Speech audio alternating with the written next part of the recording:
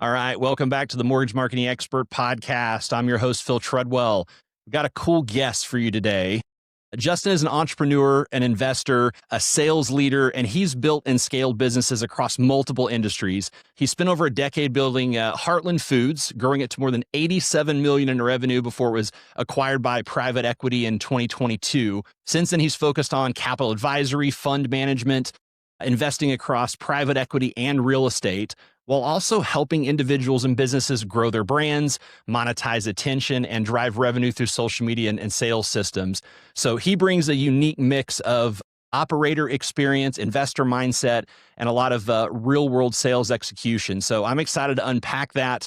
And again, for those of you that are listening, it's going to be a really cool episode for you. So Justin, welcome to the show, my friend. Hey, thanks for that beautiful intro. I'm excited to dive into all of it. Likewise. Well, we're going to put your full bio and links and all that kind of stuff in the actual show notes so people can go, connect with you, check you out. So a lot of times I'll have people kind of talk about their background and experience, but you got a wealth of knowledge. So I really want to jump in and unpack some of this stuff. I talked about in that intro that you scaled Heartland Foods to a multi-million-dollar revenue business and then eventually sold that. I'd like to unpack some of the habits and the mindset shift that were kind of most instrumental for you, not only in scaling that business, but making that transition from operator to leader and investor. Yeah, it was quite a journey. I started in my early 20s on that one. So it was really my first thing. And I did it with my dad, which was a huge, I guess, value add to the equation, just because he had built and scaled so many businesses before. So he's my original mentor, and working alongside him. I mean, I started in the warehouse packing orders at $7 an hour, as a teenager, then to, learning the back end of the business, driving trucks, deliveries, to then going into door-to-door sales and then building the teams. And then, 10, 12 years later, we've built this amazing business that we could actually sell off. So it was a great experience. Absolutely. Through that whole process, you talked about growing from the ground up, right? And so whenever you think about that transition, what were the things that you felt like, hey, this is a distinct line in the sand where you stopped working in the business and realized you needed to start focusing on working on the business? I think that happens when you max out your capacity within that vehicle or the lane that you're operating in. For me, I spent the most time in that business door-to-door sales, right? So I'm knocking doors 7 days a week. I mean, I just had a different mentality than everybody else out there. I was looking at, originally, when I was packing orders, I was looking at the sales guys who had been in the industry for 20, 30 years in their twilights, looking at how much money they were making and what their skill sets were, their work ethics, and how they operated. And I really just was so egoless and curious. I just copied what the best people were doing until I got to where they were. And then I started to innovate. I think a lot of people just want to do it their way instead of just following the blueprint that's already working. And then through that process, you can start to, identify little tweaks that make it better. So that's what I did. And then, you can only work so many hours a day. You can only knock doors 7 days a week. And then it was, okay, I need leverage. So I'm not going to stop doing this, but I'm going to start bringing people with me and training them and then setting them out there. And then there's leverage. And I still, all the way through that business, I loved driving revenue. I loved building people with the skill sets that I had created and transferring the processes that had been figured out that work, the SOPs, all of these things, then to see other people go do it was a lot more satisfying than doing it on my own. Absolutely. You used a key word in there, leverage, right? So I want to use that to even segue just a little bit. You've raised capital and grown businesses through a lot of personal branding and social media content. What is the mindset shift that people need to stop overthinking and actually start creating content that converts, because that's really the leverage that's going to help them scale in the way that they want? Converts is authenticity. It's not where you are in the journey. Like we've built over 5,000 brands at our social media marketing company, and everybody on the way into this says all the same things. Well, I want to start building my brand after I've done the thing. Like everybody's just doing it backwards because we care so much about what other people think. And the reality is that is just so full of ego. Like if you're not willing to show up authentically the way you are, it's a you problem. It's an ego thing. So it's not anything else. So I just encourage people to understand that wherever you are in the journey, start documenting it now, because that's what's going to make people fall in love with what you become. It's them watching the journey, not you just showing up as the greatest guy on earth. Absolutely. Well, that authenticity is also relevance and relatability, which is really what we're looking for in social media. It's about being social, but too often they focus on the media part and just make it an advertising platform. Couldn't have said any better. Everybody forgets what social media is about. I spend a lot more time talking to people, doing DM outreach strategies, broadcast pack campaigns, filling up my DMs with activity way more than I spam the platform with content. Everybody's got that backwards. It's kind of like if you stand on the side of the road with a billboard saying what you do all day long. Cool, 1 million cars flew by. You got 1 million views and nobody did anything.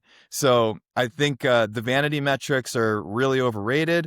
You do need them for credibility when you go to execute real conversations. So I'm not saying that following and engagement doesn't matter, but talking to people is what's going to move the needle. Everything in the business world is a people game. Absolutely. And from that context, I want to go a little deeper because this is very relevant to mortgage and real estate professionals that are trying to build a bigger network, right? They're trying to have conversations with people because if you want to close more deals, you need more leads. More leads come from more conversations. More conversations comes from reaching more people. So from that perspective, whenever you think about the types of content that you're wanting to do and even these DM strategies, what are some things that you think would be beneficial to people that are in financial services, that are in sales, in understanding that marketing is getting people's attention, but effective marketing is taking that attention and balancing it with trust. And the only way that we can create trust is to have some type of interaction with people. So essentially, in short, what is that balance between posting that content and interacting with people for the purposes of creating those relationships and driving sales? Well, I love this niche specifically because I'll be very transparent. The things that we do, the brands we build, our strategies do not work for every industry. It works really well for mortgage lenders. Maybe that's our best niche, and I'll tell you why. But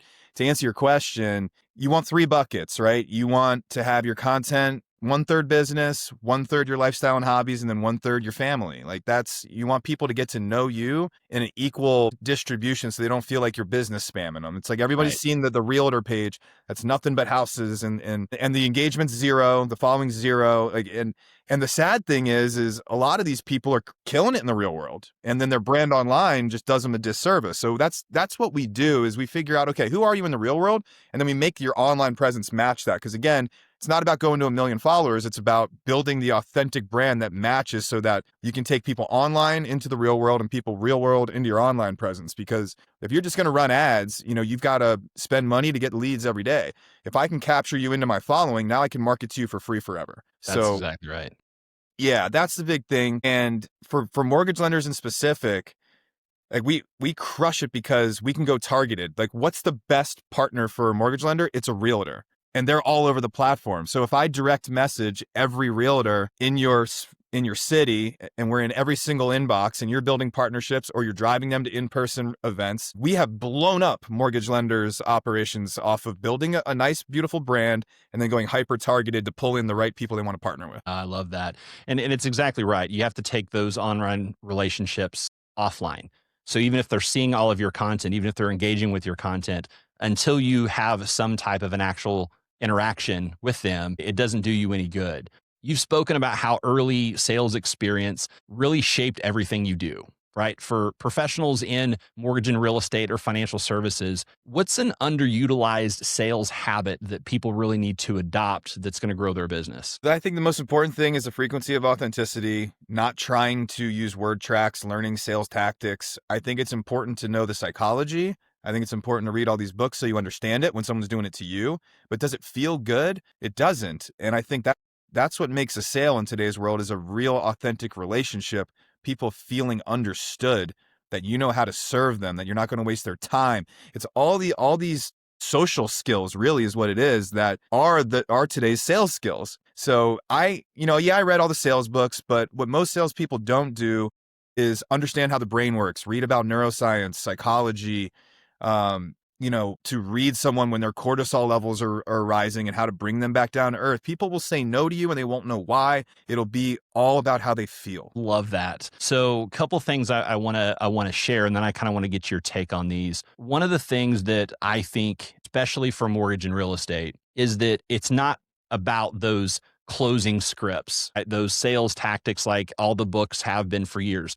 In the 80s and the 90s, maybe even to the 2000s, those were much more relevant. Today, it's about working with someone that has an abundance of information at their fingertips. They can find out anything they want to know about anything, but what they want to know is, how is that relevant to me? What of this applies to me? Therefore, you have to have a conversation about what are their challenges, what are their problems, what is a solution that you can provide, right? Because people pay for solutions to their problems. And then what happens is once you figure that out, you now make an offer. Hey, here's a solution, here's something. And that's technically sales, but not in the way that we framed it up. And then part B of that is I heard Ed Milet on stage several years ago say that in sales, we need to stop trying to get people to believe what we say and make sure they believe that we believe what we say. And so when you kind of put those two things together, I think that tracks with what you're talking about, but I'd like to kind of expand on that from your perspective. Yeah, there's no doubt that transfer of authenticity comes from,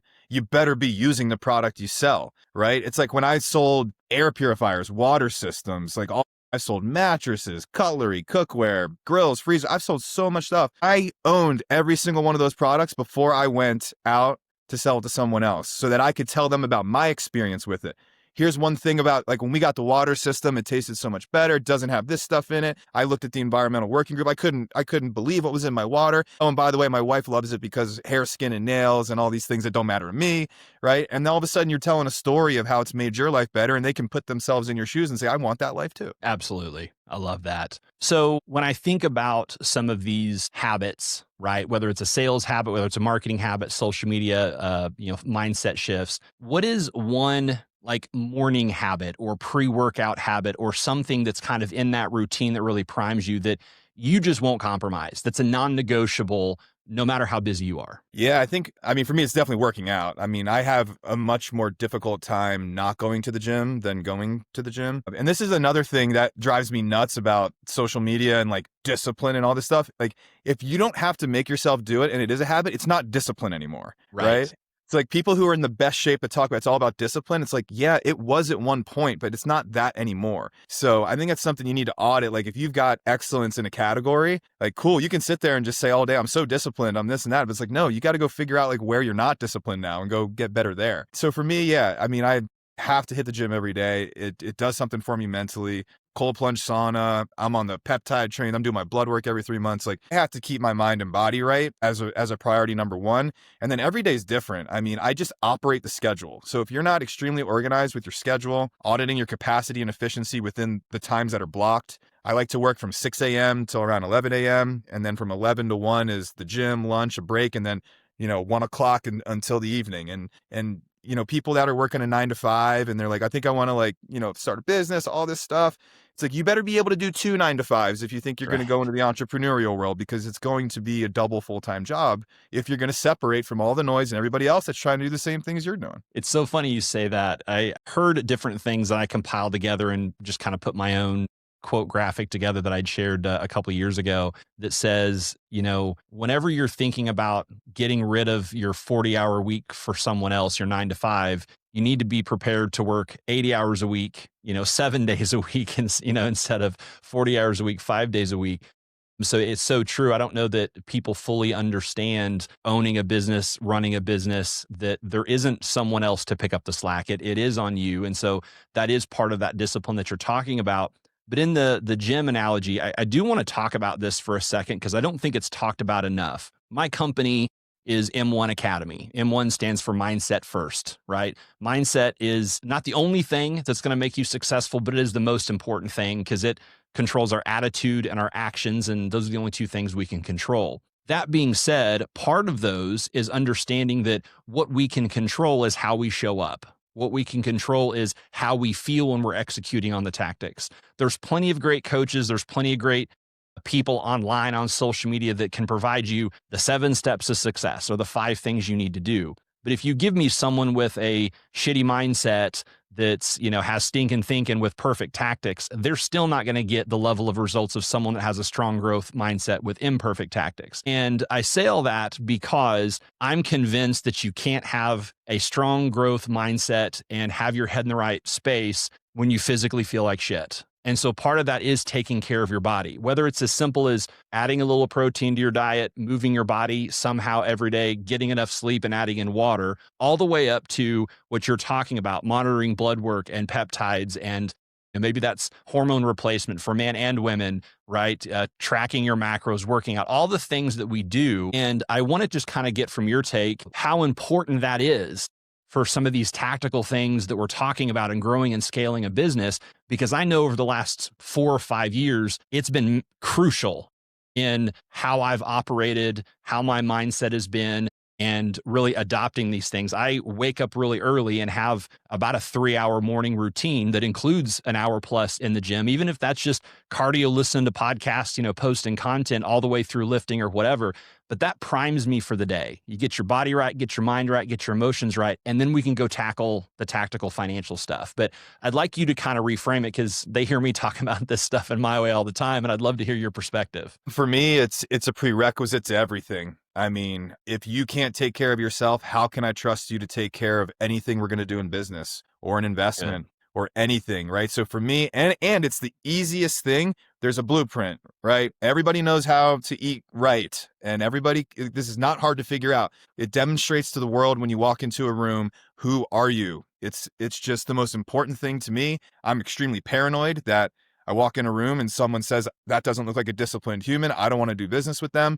Like, these things come out of paranoia. Like, if you don't feel like this is a non-negotiable, like, how are you gonna get deals done? How are you gonna do all these other things? Like, and I'm not even talking about like how you feel mentally and physically to show up, like the motor that comes with it. It's just the resume off the bat. You should be embarrassed to not walk in a room and everyone know, oh, that guy's got shit together. You don't even have to say anything when you have these types of habits. So 100%.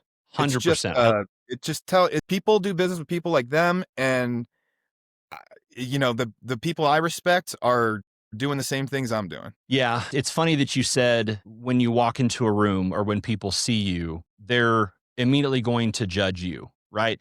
And we can argue the merits of that or whether that's the right thing, but it is the truth. And what I found through coaching, through learning, through growing, is that most of the time judgment is a reflection of you, right? If we have enough self-awareness to remove judgment from ourselves, we stop judging other people and we go more toward assessing. But even in that assessment, if someone's standing on stage or talking to a group of people or trying to portray expertise in an area, and they're talking about discipline and they're not doing those things, it does mess with credibility, right? I think I've shared on this podcast, I may not have. In high school, I was super fit, 3-sport athlete. Into my 20s, I did triathlons. In my 30s, it fell off the wagon. I was focusing on family and work and gained a ton of weight. And the last 3 or 4 years have lost a ton of that weight, still continuing to lose it, get back in, not just how you look, but like you said, getting blood work, taking care of your hormones, making sure it's healthy and everything in between. But I can tell you my speaking engagement invites and speaker fee for that matter increased as I got more fit and lost more weight. And a light bulb went off that I can't stand on stage and talk about these things whenever in the back of their mind, they're saying, yeah, but is he really practicing those in all areas of your life? So I think what you said is an important distinction for people to remember. And we're not coming from a vain place. We're talking about we're expanding beings. You can't just be disciplined and grow in one area and it not carry over into other areas. If you truly have made the decision, that's what you're going to embody. Yeah. And if you're on one of these journeys, first of all, we all lose our way, right? Whether you have a big financial reversal or, you gained a ton of weight and now you're working it off, the comeback story, people love it. It's just like, there's nothing better than falling off a mountain and getting back. Like, that's where you're going to earn respect. So if you're in that season of, I need to make these changes, like, good, own it, get to work. No one's going to judge you if you're on the right track. Love that. That brings me to a really good, it's a great segue that you set me up there for. I appreciate that. You've talked publicly about rejection. And, whether it's sales, fundraising, showing up on social media, how do you train yourself to stay resilient? And even as far as like, is there a practice or a discipline that kind of helps you recalibrate and just shake all that off? Fortunately, there's no silver bullet to this. I think we all feel the same things. It's just some people do it anyways. It's just every time I speak, every time you do something new, you're getting shoved into your amygdala. I think it helps to understand what's happening to your physiology and your brain. I remember I was speaking with Gary Brecka, and I was like, yeah, like we were talking about like the nerves are about to go on, and like I can't sleep the night before I speak. I can't eat the morning of, and nothing ever goes wrong. I know it's going to be fine, but I just can't shake the physiology. And he was like, have you ever thought about just how you're labeling this thing in your brain? You told me you're scared, your fear, your anxiety, your this stuff. He's like, maybe you're just really excited. So I think the way you talk to yourself really matters when these feelings come in. Identify it, relabel it. It's like, oh, am I nervous? Or is this a sign that I'm challenging myself and I'm really excited that I'm moving in the right direction and that moment is finally here that I've been doing all the work for? So what am I scared of? It's time to step into it. So it's an indicator that you're moving in the right direction. It doesn't ever get easier to step into it. You just got to do it anyways. Oh, that's so good. If people would understand that concept, because you had a golden nugget in there. If you'll notice it and label it, then you can reverse it in your mind. You can give it something different. And this is a topic that even both in my personal and professional life have spent a lot of time thinking about, learning, understanding some of those rewiring. So many of us, the anxiety, the fear, the stress comes from uncertainty, but uncertainty doesn't necessarily equal truth. So we have to stand in the truth of the matter. So in your example, or my example, because I've been through that as well before speaking, and a lot of people have. In those instances, the uncertainty is, am I going to do a good job? Are people going to be judging me? All these fear, intrusive thoughts that we have that aren't necessarily truth. But the truth that we can replace it with is you were invited or paid to come talk to a group of people. So you already know that you have something to say that they want to hear. Therefore, to your point, what are you worried about? What's the big deal? And I think to your point, if people will relabel those intrusive thoughts in their mind and put it with something they know to be true, all of a sudden, like you said, like Gary Brecka, for those that don't know, genius, X Health, just an awesome dude. If you'll rename it, all of a sudden it's liberating. The physiology changes.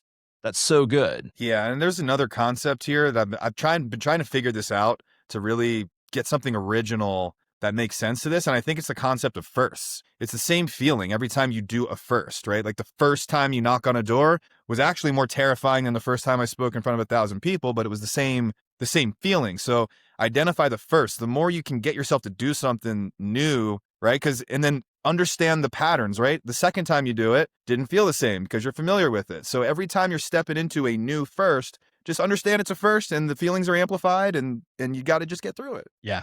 100%, 100%. I love that. So we're relabeling these, right? The resilience and the rejection. Let's kind of transition a little bit to something that I know that has been big for you and you've spoken about as well, which is whenever you're juggling fund management, brand building, investing, all of these different types of businesses, these different data points, right? These different metrics. How do you set your goals? And what is it about those goals that helps you keep moving forward without burning out? So I have a really interesting take on this because when I used to set hard goals and put timelines on them, I was very depressed, even when I was hitting them. And yes, there is a lot of, I don't want to discourage people from setting goals. I think you need to do that in the beginning because you don't have the discipline to operate without them. But eventually you get to a point where in order to create big things, it's not productive to put a timeline on it. So I want to separate goals from dreams. Like I think it's really important to have massive dreams that you can't make sense of because your potential kind of ends at the distance you can dream. Right. But you have no control over outcomes. So it's like now I completely let go of the outcome. I just operate in 24-hour blocks. And then like whatever happens, happens. And you can actually function much better in the things that move the needle on a daily basis because you're not so like just laser focused on like, well, I said I would be a millionaire by the end of the year or like whatever your goal is. It's like you don't have control over when God decides it's going to work. Just keep worrying about the inputs that you need to do. I love that. You and I are 100% philosophically aligned on this, and we execute it a little bit differently, but same concept. What I coach people on, what I talk about is you need to have a North Star, and that North Star should be the ideal version of us. I heard a quote a long time ago that really landed, and it said, the definition of hell is meeting the person that you might have become. And so I tell people, hell with that. Let's figure out who is that person for each one of us. If you could be the ideal version of you, that big dream, What do you look like physically? What's your financial situation? What are your relationships like? What do you think about? How do you spend your time? All of those things. And then it's as simple as reverse engineering it. Okay, what are those big milestones? Right? Let's say one of yours is part of that North Star is to become a best-selling author. Well, right before best-selling authors, to be a published author. Right before published author is have a manuscript. Right before that is having some written content. And you can take it all the way back to, okay, my goal for this year is to have a certain amount of written content by the end of this year. And then once we have those goals for the year or the quarter or whatever, we can now attach an action habit, a daily habit, an activity to it. And once we do that, and we call them the F5, faith, family, and friends, finance, fitness, focus, right? The spiritual, mental, physical, emotional, financial. Once you have those activities, to your point, you can think in 24-hour blocks. You don't have to think any further than that out, because now we're controlling what we can control. I have these list of things that I'm going to do every single day. And what I know is that by compounding those, I'm going to hit that quarterly or annual goal. And that's moving in the direction of this big dream or this North Star that we had. And so I love that you said that, because we a lot of times get our, I think the correct expression is get out over our skis, get a little ahead of ourselves. And we need to just focus on controlling what we can control, win the day. Because what I know is that when you take care of those activities that you need to do, that you're in control of taking care of, you can go to bed at night and lay your head on the pillow feeling good, because even if you didn't get the result you wanted, it wasn't because you didn't do the work, and that consistency compounds. Yeah, it's beautiful, because these are, to kind of reframe what I said with a caveat, these are operational goals that do end up with a predictable outcome. Sure. It's very different than saying, I want a certain multiple on my ROAS or like whatever. It's like you just don't know where the sales are going to land, but you can definitely control how many calls you're going to make, how many this, that, no, that'll end up somewhere in a sphere of a goal. Yeah. No, I totally agree. And you're exactly right. At some point in time, and this is a total side note, at some point in time, I feel like as adults, we stopped giving ourselves permission to dream. And I don't know if someone along the way told us that, you need to get real, or if it was someone telling us you just need to be happy with what you have or settle, or I don't know if it was academia or family or society in general, but I love when people have big dreams. I don't personally do a vision board. I do things digitally and pen and bookmark, but I've had vision boards before, stuff taped to my mirror, stuff taped to my fridge. And I go back to when I was a kid. I used to have an entire wall of posters that consisted of almost every Michael Jordan poster imaginable. And it would have Lamborghinis and Ferraris and castles and things like that. And at some point in time, we put those away and put it deep inside and be like, I'm okay with a Chevy truck, right? I'm okay with a, nice luxury SUV. And we stopped doing that. And I think that that's unhealthy, because to your point, that's only because we now don't have the belief that it could actually happen for us. And there's a difference between having belief that it can happen because we're doing work and knowing the exact blueprint of how it's going to happen. Yeah, I went through this. I have a pretty dialed opinion on this, because that's how I was in the beginning. I made all of my goals things. It was the car, it was the boat, it was all these things. And I remember in 2011 writing all this down when I was broke, and then actually getting them all and then getting rid of them within 30 to 60 days, because it was just like, wait a minute, this is not what I thought it was going to be. So I just think you got to be really careful about your goals. There needs to be some maturity about the freedom, the lifestyle, what you really want, that's going to provide those physical things. But if you make it about the physical things, I think you're setting yourself up for a little bit of a crash when you get the watch. It's like, it's going to be fun for 5 minutes. Absolutely. There's a lot of unhappy people that don't have money, and there's percentage wise probably just as many unhappy people that have money. It's not always just about that. For you in particular, right? You know a lot about this stuff. You practice a lot of this stuff, right? Not just the mindset, habits, or the tactics, but just overall understanding of, who you are, what you want, what the world looks like. How do you stay curious and keep learning, especially when you've achieved so many of these milestones already? It's always a room. It's always just people that are doing things that are way beyond what I'm doing. That's been the biggest hack to not only progressing, but also just enjoying your day to day. I like being challenged by things that I can't understand yet. And, like you can read all the real estate books in the world. I did that for 10 years, and then I actually started doing it, and I learned more in that year than the 10 years of reading about it. So I think doing things, like action, will always teach you more than a book will. And being around someone who's done the thing is going to teach you more than reading about the person or what they. Absolutely. I love that. As we would kind of start winding this down, I got a couple more questions. The first one is, in this conversation about tactics, mortgage and real estate professionals spend too much time and too much conversation around the short-term tactics or the short-term metrics, right? Calls, likes, views, deals this month, income. But you've built over a decade with intention. So what's your mindset around playing this long game and building something of significance, both in your businesses and in your digital presence? Building your personal brand will be the greatest asset you ever build. It will open up opportunity that you can't make a phone call and get. I cannot stress enough. I didn't understand what I was doing when I started doing it. I just knew that I should do it. I saw kids 10 years younger than me making millions of dollars from their phones, and I'm operating a brick and mortar 24 hours a day with endless problems, thin margins, and I'm killing myself, and they're just chilling on their phones. So I'm like, you got to pay attention. So I started building my brand just because it seemed like that's where the world was heading. And at the time I was doing organic food, and then, it got a pretty good following. And then when we sold the company and I moved into, I'm going to be a hedge fund manager now, I'm going to raise capital, and I start putting these partnerships together.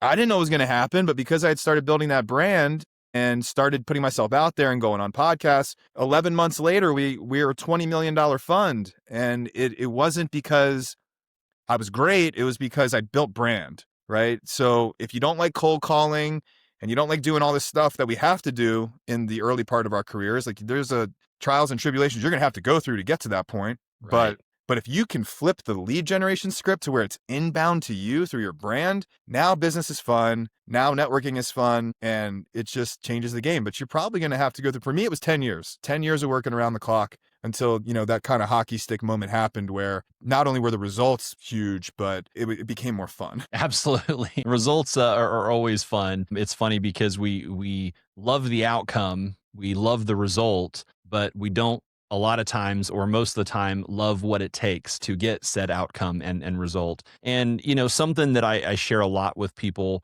in, large group calls, small group calls, whatever, is that, success is a byproduct of consistent and persistent effort over time. We know what it means to be consistent, but being persistent is where we mess up, because so often we're consistent until we get a result, or we're consistent and we don't see results and we stop. But we have to stay persistent with that effort. And the other part that you just said is time. It may be 3 months for some people. It may be 3 years for another, or 30 years for someone else.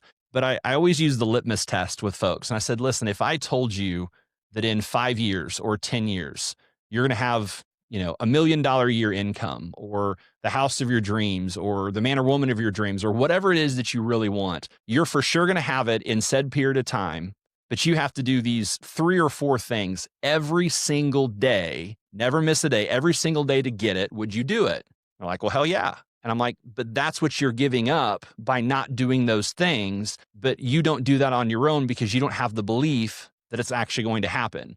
But the irony is, you don't have the belief until you start doing it and start seeing those incremental results, until you, like you said, you get that hockey stick part of that bell curve, and things things happen in a big way. So I appreciate you saying that, because these are things that actually move the needle for folks. But again, we focus on the shiny object or the silver bullet, like you talked about. And instead of looking for the shortcut, if we spent the time that we were spending looking for the shortcut and use that time to do the work, that is the actual shortcut. This is why you cannot put expiration dates on your goals, and you have to operate in perpetual blind faith. Sometimes you're going to feel delusional, but you only fail when you quit. So you just keep going until it works. Love that. Well, I want to ask you one last question. We ask this of all of our guests, and this is where you can talk about something we haven't talked about, or double down on something that we did talk about. And that's, if you could just give one tip to mortgage and real estate professionals today to go out to use to build their business, what would it be? I mean, I'm going to be so biased, personal brand, social media, like do what all the other ones aren't doing. It is to like, I can make you a local celebrity. Like we've done, like we can get you in USA Today, Business Insider, and then leverage SEO that every time they Google in your area, you're going to be the one. And then you got this big Instagram brand you're leveraging and when you're networking in person and like, follow me, don't give business cards. They go to die in people's pockets. But if you could get them to follow you and like build this brand thing, I'm telling you, you can fill up rooms, do in-person workshops, and you can just dominate. And then it's like, okay, cool. Now you've dominated your local market.